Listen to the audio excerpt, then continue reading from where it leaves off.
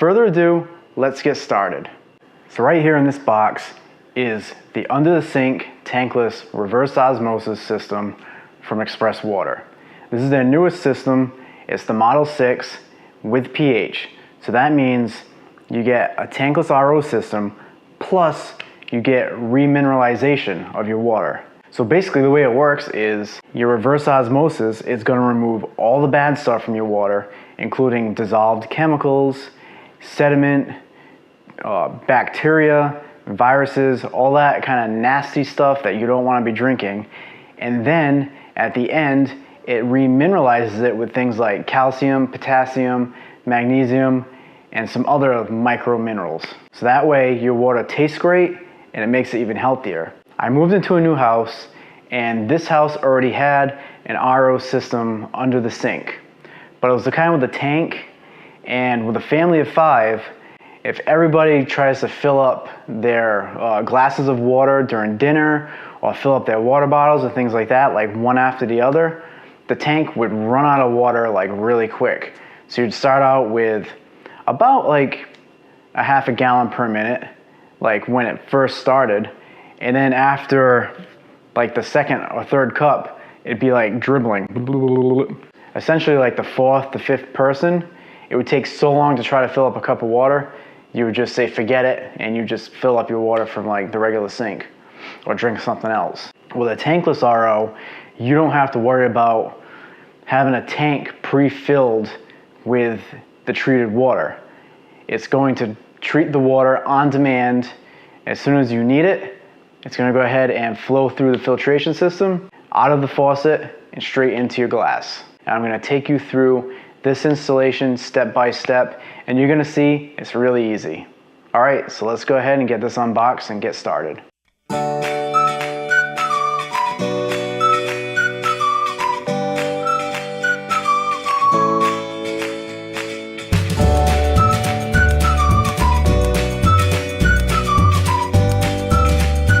First thing you're going to need is the feed adapter. Now this came in the kit, and they give you one where it's going to work with both 1/2 inch and 3/8 connections. So that should pretty much cover most cold water connections out there.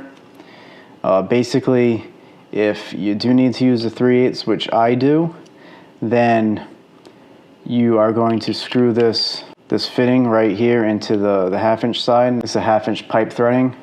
So you go ahead and screw that on, and that gives you a 3/8 pipe fitting on the female side and a 3/8 on the male side.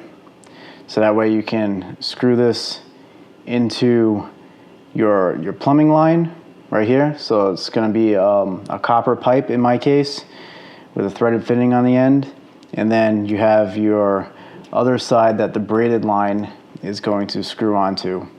And this side, which has a valve to open and close the flow, this is a push to connect fitting, and this is where your feed line is going to go into the Express Water RO system. First, you want to make sure that your incoming water is off. The shutoff valve right here should be perpendicular to the pipe like this. If it's parallel with it, then that means the water is flowing and you will get wet.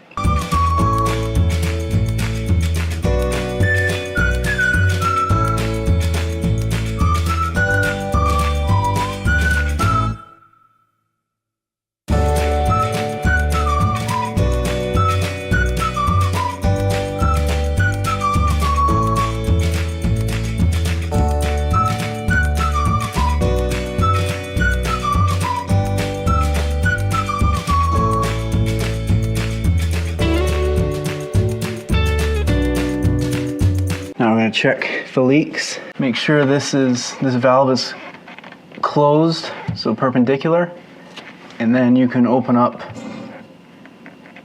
your incoming water valve and just check around the threads and make sure you don't see any water dripping out. So now it's time to install the drain saddle.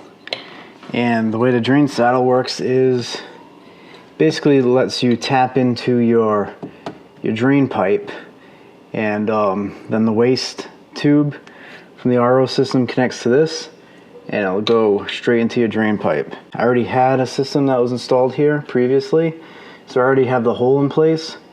Now, if you need to drill your hole, then you need to use a 1/4 inch drill bit and drill that hole into a section of drain pipe that is above the trap and in a section that basically is not going to hold water long term. And inside the instructions in the manual, they go over some different scenarios.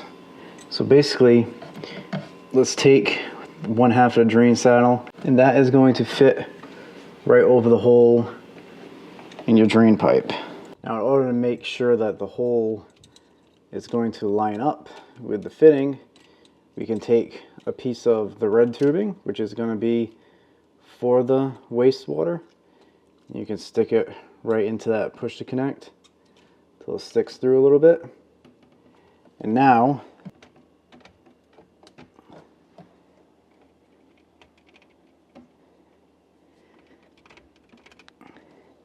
go ahead and stick the tubing right into, sure that the hole aligns.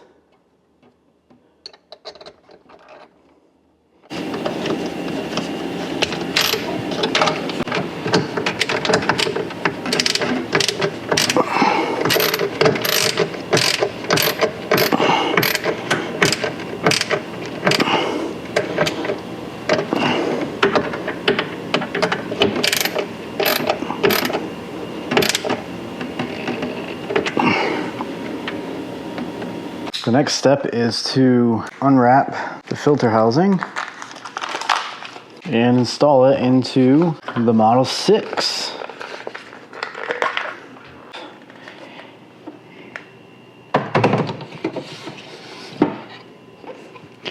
As you can see here, you just slide it in and then you turn it to the right to lock it in. All right, so now it's locked in. Oh, this arrow will align with the lock symbol.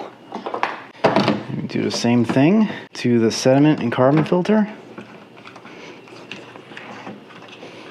Okay, so now we have the sediment and carbon filter on top, and we have the alkaline mineralization and reverse osmosis membrane. So it's kind of cool how they combined the RO membrane with the alkaline remineralization filter.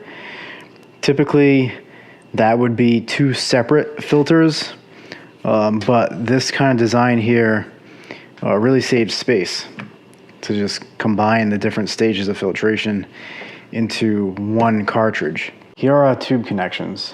So only 3 tubing connections that you have to do on this system. Really easy. So what you have right in here are, these are just plugs that were put in here for shipping. So basically you want to pull these out and stick the tubing in. So these are what we call push to connect fittings.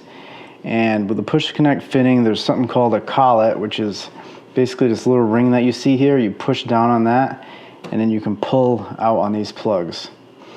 And then when you stick a tube in there, you push it in, pull it back out, and you'll feel that it locks in.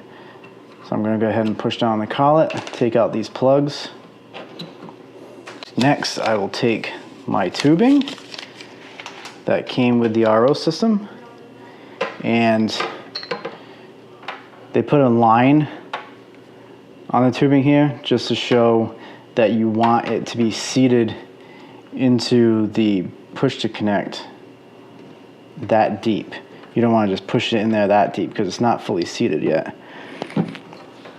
So you want to make sure it's fully in there. And now once you push that in, it's connected and it's nice and secure. This is the outlet, which is where the purified water will go out of and into the faucet. And then that's our waste connection. So I already have that tube, I already have the other side of that tube connected to the drain pipe, so I'm going to connect that once I put this inside of the cabinet. Okay, the faucet comes just like this. This is the faucet itself. Then you get a Ziploc bag. This right here is called a union connector. basically a coupling that goes between the faucet and the tubing, so the water from the tubing can flow into the faucet. Here we have the base with a rubber gasket. So this is the part that's going to sit right on the countertop, like that. And you have the other end, you have another rubber gasket that's going to go, so your countertop will go in between here, and we'll have a rubber gasket. And then we have this nut right here, or the tension hand screw as they call it, which will secure the faucet onto the countertop or onto your sink.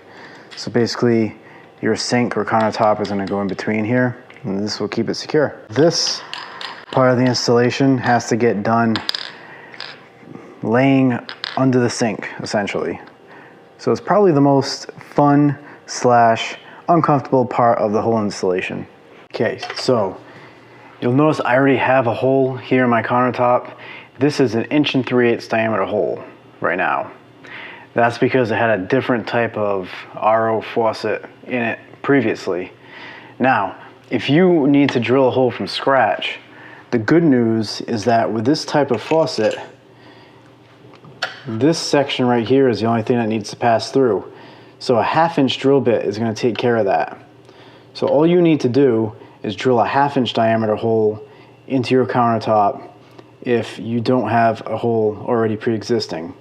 In my case, I already have a hole. It's 1 3/8".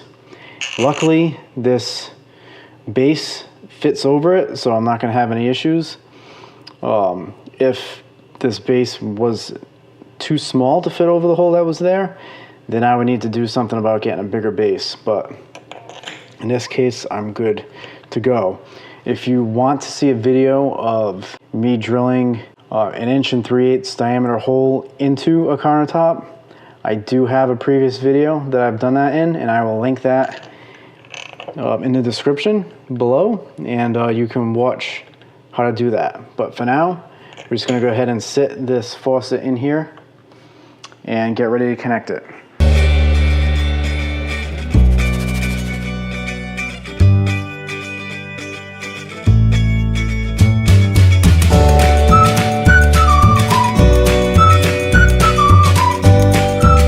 So now remember this waste drain, this can go into the waste port up top on the unit. Now this inlet line is going to feed into the feed adapter that we installed on the first step.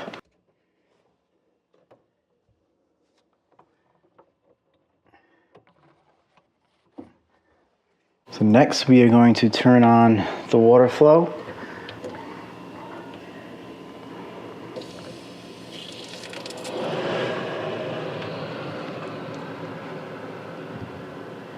Okay, so that lets water flow into the unit.